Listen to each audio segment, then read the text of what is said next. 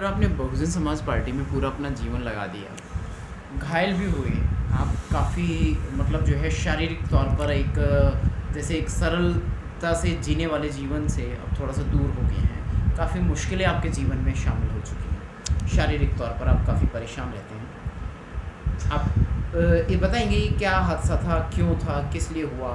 और बीएसपी में आपने इतना काम किया, आपका पूरा परिवार समर्थन में रहा, आपने दूसरा विवाह भी नहीं किया, ऐसा क्या हुआ कि आप, मतलब क्या कारण रहे कि बीएसपी में शिखर पे नहीं आ पाए?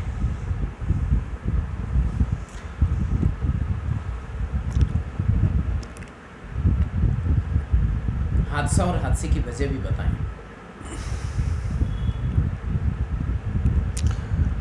बीएसपी में आपने शुरू में क्या पूछा था?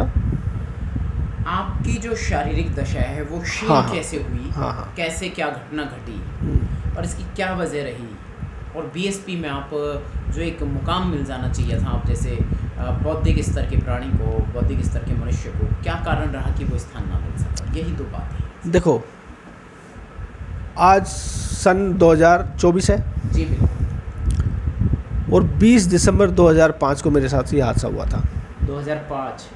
20 दिसंबर 2005, यानी कि 19 साल हो गए। जी 19 साल हो गए ना, 20 साल होने वाले हैं। राइट।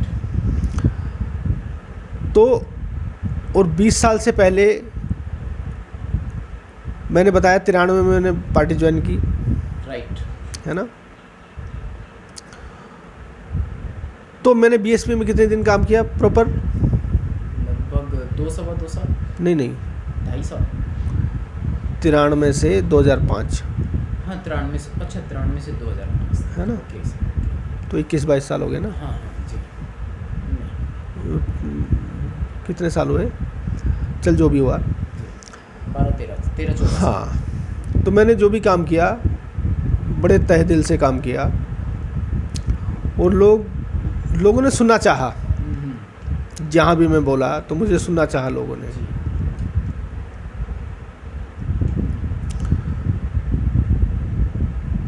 तो मुकाम पे मैं पहुंच जाता, मुझे किसी की परवाह नहीं है कि भाई उसने मेरी टांग खींची, उसने खींची। टांग तो उसी की खींची जाती है जो आगे निकलता है। हाँ हाँ। जो पीछे ही पड़ा उसकी क्या टांग खींचेगा कोई। जी।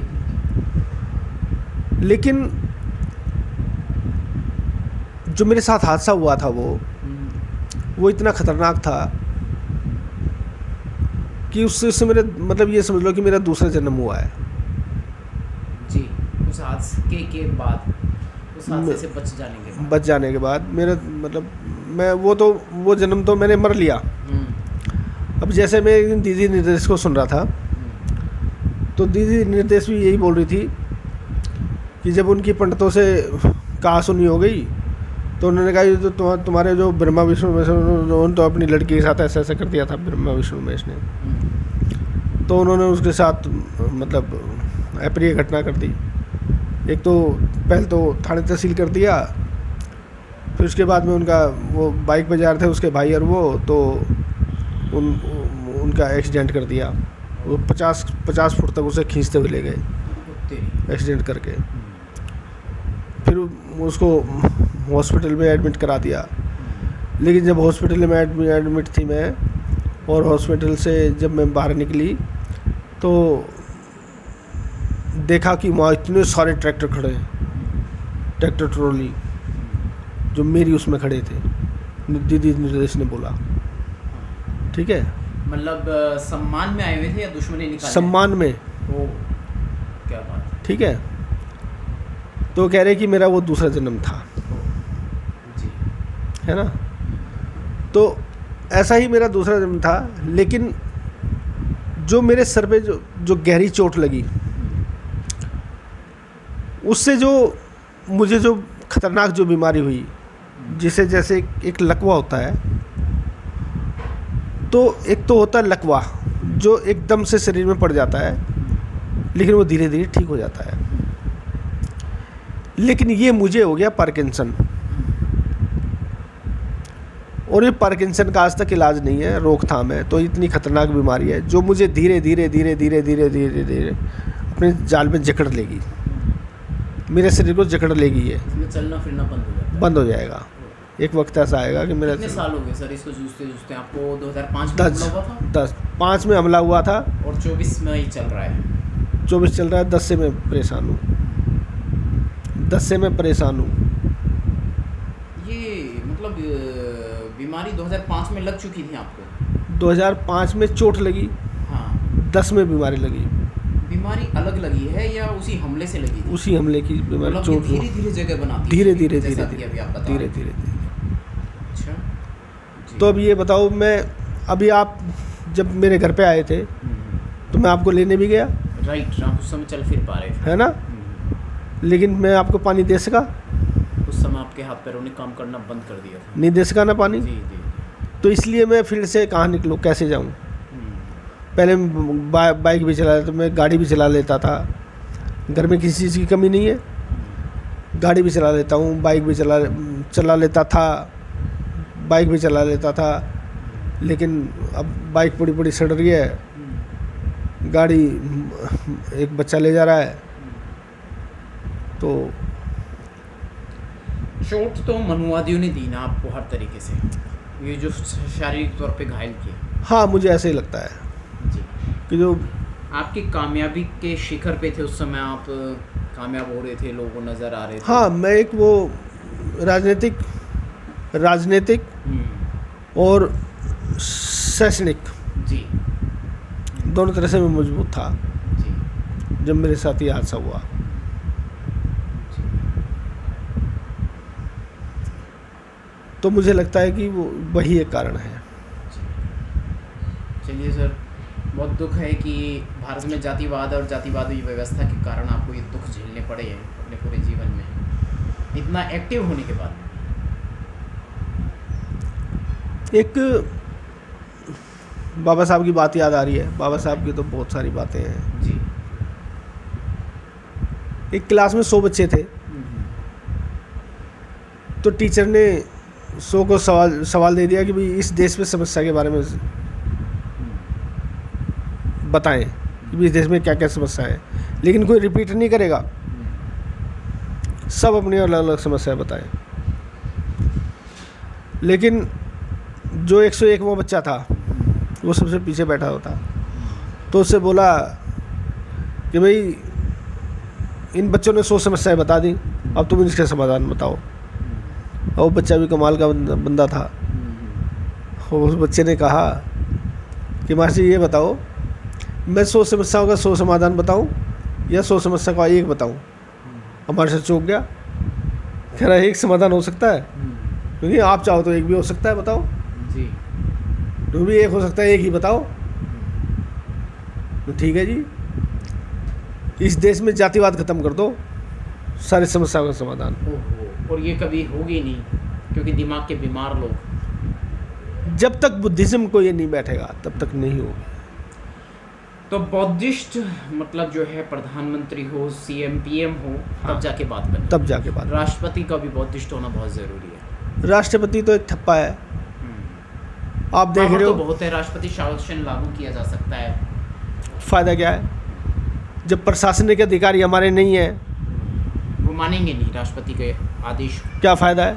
नहीं मानेंगे नहीं, एक बार आदेश तो जारी करके देखें। अभी आप देखो, एक दिन एक पोस्ट आई, राष्ट्रपति मुर्मू ऐसे हाथ बांधे खड़ी है। हाँ, और यही हाल कोविंद जी का भी था। सॉरी, वो अडवाणी बैठा है, मोदी बैठा है और वो खड़ी है। यही हाल उनका भी था ना, कोविंद जी का भी इसी हाल में दिखाई देते। बताओ। और दोनों ही हमारे समाज से, SC/ST समाज से। हाँ। तो राष्ट्रपति की पावर पे आने का, इतने बड़े पद पर जाने का मतलब, राष्ट्रपति आदेश उस तरीके जैसे 1984 में प्रधानमंत्री तो खत्म हो गए, तो उस समय राष्ट्रपति शासन देश में लागू हुआ था और लोगों को सुरक्षा मिली थी। भाई राष्ट्रपति प्रथम नागरिक होता है जी, तीनों सेनाओं का अध्यक्ष होता है जी। क्यों वो आदेश क्यों नहीं दे सकते? अब इस समय, आज के समय की बात, आज के समय जी, उस समय तो लागू हुआ था और पालन भी हुआ था और सुरक्षा भी मिली थी। लेकिन आज जो है ना, उनकी कठपुतली बने हुए हैं, कारण गुलाम है वो। उस सबसे बड़े गुलाम को राष्ट्रपति बनाएंगे जो उनकी जूतों के नीचे रहेगा। नहीं तो रामनाथ कोविंद, वो हाथ जोड़े ऐसे घूमता था उनके आगे, बताओ। प्रधानमंत्री राष्ट्रपति की गरिमा को बिल्कुल फेल कर दिया, जी, जी, तार तार कर दिया। जी। इनको शर्म नहीं आती? मंदिर में जाते हैं, पैड़ियों से ही उनका वो क्या पूजा पाठ करवा के वापस कर दिया जाता है। अरे तुरंत लात मारे। जी। मैं इस पद पे ही लात मारता हूँ, राष्ट्रपति पद पे। हटाओ, क्या रखा है यहाँ? ऐसी मुर्मुर को करना चाहिए। जी बिल्कुल। शुरू में आई थी तो बड़ा अच्छे इन्होंने बताया था, समाज की काफ़ी तस्वीरें उन्होंने बताई थी, लेकिन बाद में धीरे धीरे उनकी गुलामी की तरफ बढ़ गई। कम वो लगाम खींच ली ना, ज़्यादा बोल रही है, अच्छा। कंट्रोल में रहे। यदि आपको मौका मिलता है राष्ट्रपति बनने का या पीएम बनने का या सीएम बनने का, क्या करेंगे आप सबसे पहले? राष्ट्रपति तो बनेंगे नहीं। अब ये सवाल मानवर काशीराम जी से किया गया कि भाई आप बिक सकते हैं। सवाल टेढ़ा था कि आप भी बिक सकते हैं, आपकी क्या गारंटी है? तो काशीराम जी ने कहा हाँ भाई मैं बिक सकता हूँ, मेरी कोई गारंटी नहीं है, लेकिन मेरी बिकने की जो कीमत होगी वो प्रधानमंत्री से पहले नहीं होगी। मेरी कीमत प्रधानमंत्री पद से पहले नहीं होगी, उससे पहले नहीं बिकूंगा मैं। तो आपने बोला कि सबसे पहले क्या करेंगे, तो बाबा साहब ने जो 3 मूल मंत्र दिए थे, शिक्षित बनो, संगठित रहो, संघर्ष करो, तो शिक्षा को इतनी फ्री कर दिया जाएगा, शिक्षा को इतना फ्री कर दिया जाएगा कि हर पंक्ति के लास्ट बच्चे तक शिक्षा पहुंचे। बिल्कुल फ्री शिक्षा, फ्री और छात्रवृत्ति अलग से। जी। गरीब अमीर, चलिए अमीर तो काबिल है लेकिन वो कर सकता है फिर भी, लेकिन फिर भी मैं कह रहा हूँ कि शिक्षा एजुकेशन लेवल पर गरीब अमीर जाति धर्म कोई बाधा नहीं बनेगा। गरीबी अमीरी जाति धर्म अगर हमारे जैसी विचारधारा का बन जाएगा प्रधानमंत्री इस देश में तो कोई बाधा नहीं आएगी। सबको शिक्षा एक समान होगी। बिल्कुल एकल प्रणाली। शिक्षा की एकल प्रणाली से शिक्षा की दोहरी प्रणाली और शिक्षा की समाप्ति। शिक्षा की एकल प्रणाली जो दौर था 70-80 का, जी। हमारे लोग IAS PCS बने, डॉक्टर इंजीनियर बने, मैनेजर बने एकल प्रणाली से, लेकिन इनके पेट में दर्द हुआ, पूरे देश का सर्वे हुआ, वो दोहरी प्रणाली आ गई। जी। यानी एक गवर्नमेंट स्कूल और पब्लिक स्कूल, कॉन्वेंट स्कूल अलग अलग हो गए। लोकसभा चुनाव 2024 पर क्या कहेंगे सर? BSP को मौका मिला है, 6 नाम घोषित किए जा चुके हैं, 7वां भी जल्दी होगा, बताएं सर। देखो ये जो चुनाव है ना, ये इस देश का आखिरी चुनाव भी हो सकता है। फिर भी लोगों में तानाशाह की सरकार आ गई तो कोई मतलब जागरूकता नहीं है कि हम कुछ करें, बदलें। अब जैसे आप देख रहे हैं चाइना में, जैसे आप देख रहे हैं कोरिया में, जैसे आप देख रहे हैं रसिया में, है ना जी। तो ये भी वहीं के चक्कर क्यों लगा रहा है ज़्यादा? वहाँ की रणनीति तैयार कर चुके हैं क्या ये कोई? बिल्कुल। विश्व पर शासन करने की। बिल्कुल तानाशाह। बिल्कुल। तो इनको जनता का भय नहीं है, जनता पलटवार कर सकती है। जब EVM को क्यों नहीं उठाते? जब बार बार EVM में गड़बड़ी दिखाई जा रही है, और EVM जब अगर सपोज करो कि पूरा देश है, पूरे देश में क्या लाइट रहती है? नहीं रहती ना। जो हमारे जो ये क्या बोलते हैं ग्रामीण क्षेत्र में जो हमारी वोटिंग सेंटर जो होते हैं, सब जगह लाइट रहती है क्या? तो जब सब जगह लाइट नहीं रहती, EVM मशीन क्यों? तो लाइट जा भी सकती है और लाइट कहीं भी जा सकती है। तो लेकिन जो बैलेट पेपर होंगे उसमें तो लाइट की जरूरत नहीं है। तो लाइट हो रहे ना रहे वो तो वोट पड़ता ही रहेगा। तो बैलेट पेपर से क्यों नहीं लाइट वो कराते चुनावी वोटिंग धांधली होती रहती है। फुल। इन्होंने अपना ये 400 पार का जो नारा दे रखा है ना, तो 400 पार तो एक कर गए। और अब ये आखिरी चुनाव घोषित होने जा रहे हैं, यदि बिल्कुल आखिरी। तानाशाह आ गया तो बिल्कुल आखिरी चुनाव में। चलिए एक बात हो जाए, इस पूरे देश के जो है मतलब राजनीतिक तंत्र है उस पर आरएसएस का कब्जा है। आम आदमी पार्टी हो, बीजेपी हो, कांग्रेस हो, ये सब के सब आरएसएस के अंडर काम कर रहे हैं। क्या कहेंगे?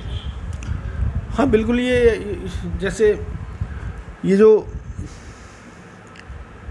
कांग्रेस है, कांग्रेस बीजेपी की माँ है, आरएसएस बीजेपी की जननी है, ठीक है ना। तो एक हलाल करती है, एक झटके से मारती है। और आम आदमी पार्टी है तो इनका है ना, इन दोनों का बच्चा है अभी।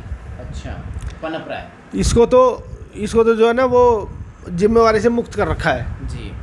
जिम्मेवारी से मुक्त कर दिया कि भाई तेरे ऊपर कोई जिम्मेवारी नहीं है, अभी तू मौज ले, तुझे कोई किसी की कोई मतलब वो जवाब नहीं देने, ठीक है। राजकुमार आनंद जी कैबिनेट मंत्री दिल्ली सरकार इस्तीफा देते हैं अभी हाल ही में, केजरीवाल की गिरफ्तारी के कुछ दिन बाद।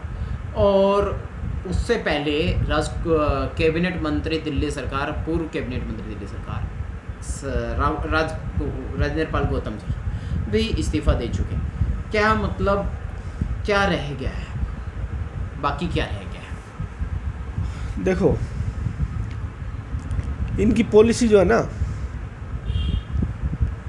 दोनों ही ऐसी समुदाय से थे, मैं बता रहा हूँ आपको। इनकी पॉलिसी ऐसी है कि कभी भी बहुजन हिताय में नहीं रही, कभी भी। अभी देखो राज्यसभा में जितने भी मेंबर हैं वो सारे अपर हैं।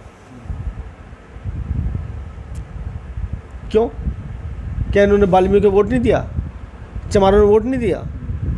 तो जब वोट दिया तो इनको क्यों नहीं राज्यसभा का मेंबर बनाया? ऐसे पंजाब में देख लो, पंजाब की तरफ से भी राज्यसभा मेंबर कोई भी ऐसी नहीं है, SC ST OBC नहीं है।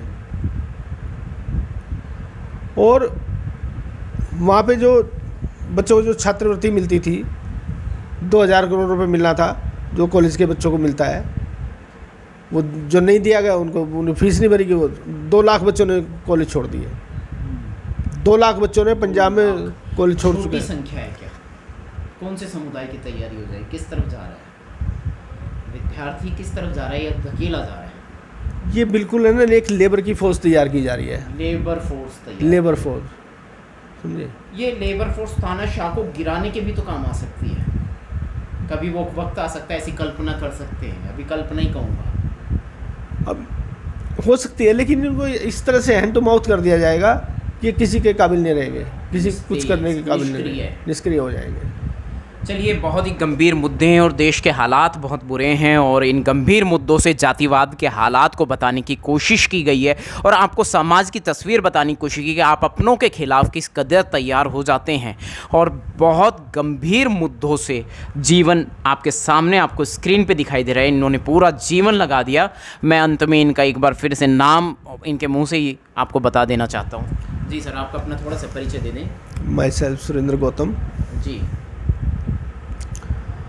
और मेरा बुद्धिज़्म का नया नाम है अनिमेश जी। हाँ जी। तो एक चीज़ और, आप काफ़ी समय पहले सक्रिय हुए थे और फिर पूरा जीवन ध्वस्त हो जाता है धीरे धीरे। भी आप बता रहे हैं कि बीमारी बहुत गहरी है और आज आप उससे जूझ रहे हैं। हम सिर्फ आपको देख रहे हैं, सुन रहे हैं, समझ रहे हैं, थोड़ा दुख व्यक्त करेंगे, लेकिन आप ये दुख डेली भुगत रहे हैं बहुत ज़्यादा, कि निष्क्रिय होते हैं, क्रिय होते हैं। और अभी आप बता रहे हैं धीरे धीरे पूरा शरीर ही निष्क्रिय हो जाएगा। मैं शादी भी नहीं करी आपने? मैं जब मैं रोड पे चलता हूँ जी, तो एक मजाक सा बन के रह जाता है। मुझे इतनी आत्मग्लानि सी फील होती है कि यार तो क्या था, क्या हो गया। सबको लगता है जो है ना, आप रोड जी। कहीं भी मेरे बीच में कदम रुक जाएंगे रोड पे, एक दिन तो कमाल हो गया, वहाँ पे ऋतु के उसमें प्रोटेक्शन में गए थे हम। गए थे आप डॉक्टर हाँ वीरू जी, सिंह के हाँ जी, हाँ प्रोटेक्शन? जी। तो उसमें गए थे, तो वहाँ रोड के बीच में मेरे जाम ब्रेक लग गए। ओह, शरीर निष्क्रिय हो गया हाँ, चलते चलते। और ट्रैफिक आ रहा है इधर से भी, इधर से भी, इधर से भी, इधर से भी, ओह, और मैं बीच में खड़ा हूँ। आप अकेले थे? नहीं, और भी थे, लेकिन मेरे पास मत आना कोई भी। अच्छा। हाँ, अरे मान लो मैं मरा तो मैं ही मरा, हम्म, जी मेरे पास आ गया तो हम 2 मरेंगे, 3 मरेंगे। जी। इसलिए मैंने कहा मैं किसी को नहीं बुलाया, मैंने कहा नहीं कोई नहीं आएगा मेरे पास। तो एक दिन मैं हॉस्पिटल गया, मुझे 1.5 घंटा सड़क पार करने में लगा, 1.5 घंटा ओह, सड़क पार करने में लग गया। इतना शरीर निष्क्रिय हो गया। हाँ, और ये गंभीर बीमारी का नाम क्या है सर? पार्किंसन। पार्किंसन। पार्किंसन ये बहुत गंभीर बीमारी पार्किंसन, जिसमें गहरी चोट लगने से मेडिसिन से ही जिंदा है। मेडिसिन मुझे 8 तरह की खानी पड़ती है, जिससे एक डोपामिन नाम का जो केमिकल है वो मुझे दवाइयों के ज़रिए दिया जा रहा है। जब तक दवाई का असर होता है तो मैं चल फिर लेता हूँ, दवाई का असर खत्म हो जाता है वही निष्क्रिय हो जाता है। इमरजेंसी में जेब में दवाइयाँ नहीं रखते आप? जैसे आपने बताया बाहर 2-3 बार आप फंस चुके हैं। दवाई में रखता हूँ, लेकिन जब दवाई का असर ख़त्म होता है, मैं दवाई खा लूँगा, 1-1.5 घंटे के बाद असर शुरू होगा। हाँ, ठीक है, जानना तो नहीं चाहिए लेकिन फिर भी एक बार जान लेता हूँ। कितनी देर बाद कितनी देर तक असर रहता है सर फिर 2-2.5 घंटे तक। मात्र 2-2.5 घंटे तक आप ये आज की पोजीशन ऐसी है। की हालात अदरवाइज अब से पहले 1-1.5 साल 2 साल पहले तो फुल असर रहता था, काफी लंबा। तो अभी असर कम होता जा रहा है। कम होता जा रहा है। तो देखिएगा, जातिवाद के जहर ने कहां से कहां तक पहुंचा दिया और समाज के लिए जिस व्यक्तित्व ने संघर्ष किया उसको क्या पुरस्कार मिला है। यह है जातिवाद का चेहरा। इनको ये जीवन दे दिया। अब आप क्या सोचते हैं? कईयों का जीवन छीन लेते हैं, किसी के साथ क्या कर देते हैं, किसी को विधवा बना देते हैं। तमाम किस्म के जातिवाद का जहर पूरे समाज में फैला हुआ है। इस जहर को ख़त्म करना है तो बुद्धिस्ट नेता ज़रूरी है भारत में। सही कहा सर, बहुत सही। इससे पहले निवारण इस देश में कुछ भी संभव नहीं है। बहुजन पत्रकारों के लिए क्या विचार भाषा आपके पास में? बहुत एफर्ट्स कर रहे हैं बेचारे, लगे हुए हैं, सादा नहीं होने के बाद भी लगे हुए हैं, जी जैसे आप जैसे। जी। तो मैं तो उनको यही कहूँगा कि बाबा साहब को ध्यान में रखो, जी बिल्कुल, साहब काशीराम जी को ध्यान में रखो और आगे बढ़ते रहो। जी। आप जैसे छुपे हुए परिचय, छुपे हुए चेहरे, छुपे हुए व्यक्तित्व जो मीडिया के माध्यम से सामने आने चाहिए और वो नहीं आ पाए, ऐसे में चैनल के लिए कुछ कहना चाहेंगे सर कि ये वीडियो हमारी वायरल हो, घर घर तक पहुंचे, लोगों को पता लगे, बच्चों को पता लगे और समाज की ताकत बढ़े और फिर कोई आपके जैसे हालात का शिकार ना हो सके? देखो, जैसे बुद्ध ने कहा था ना, जो मैं कह रहा हूँ उसके सत्य मत मानो, और जब तक मत मानो तब तक वो साइंस की कसौटी पे खरा ना उतर जाए। तो जो बात अच्छी लगे उसे अपना लो और जो नहीं लगे उसे छोड़ दो। आप वाली हालत में किसी दूसरे के साथ ऐसा कभी ना हो, इसके लिए क्या दिशा निर्देश है सर? ये मैसेज और ये वीडियो घर घर तक जाएगा तो समाज की ताकत बनेगी, अपने आप को पहचानेंगे, अपने समाज को पहचानेंगे, अपने समाज की ताकत को पहचानेंगे, देश की ज़रूरत क्या है और कैसे जागरूकता में आके एक बुद्धिस्ट प्रधानमंत्री बनाएंगे। देखो, बाबा साहब जब एफर्ट्स कर रहे थे तो बाबा साहब ने एक बात कही थी जी।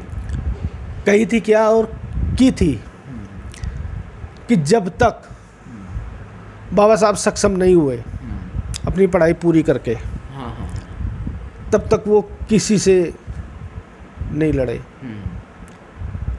लेकिन जब सक्षम हो गए तब ऐसा कोई बता दो जिससे लड़े ना हो। जी, कोई नहीं टिक पाया, फिर तो उनके सामने अंग्रेज भी नहीं टिक पाए, है ना। जी। जब कोई बचा नहीं, जब सक्षम हो गए, और सक्षम होने से पहले किसी से लड़े नहीं। क्या बात है सर, तो इसलिए अपने आप को इतना मजबूत कर लो, सामर्थ्य, राइट, इतना मजबूत कर लो, उसके बाद में लड़ो और मजबूती मिलेगी शिक्षा से। जैसा बाबा साहब ने कहा ना, शिक्षा वो शेरनी का दूध है जो पिएगा वो दहाड़ेगा। राइट, ये सच्चाई है। तो बहुत बहुत बहुत शुक्रिया। बहुत अच्छी बात हो गई है, गंभीर मुद्दों पर बात हुई है। मैं उम्मीद करूँगा आप ये संदेश, ये मैसेज और ये वीडियो घर घर तक पहुँचाएँगे और अपने समाज को जागरूक बनाएंगे। Thank you very much sir. Thank you. जय भीम। सभी साथियों को जय भीम, प्यार भरा।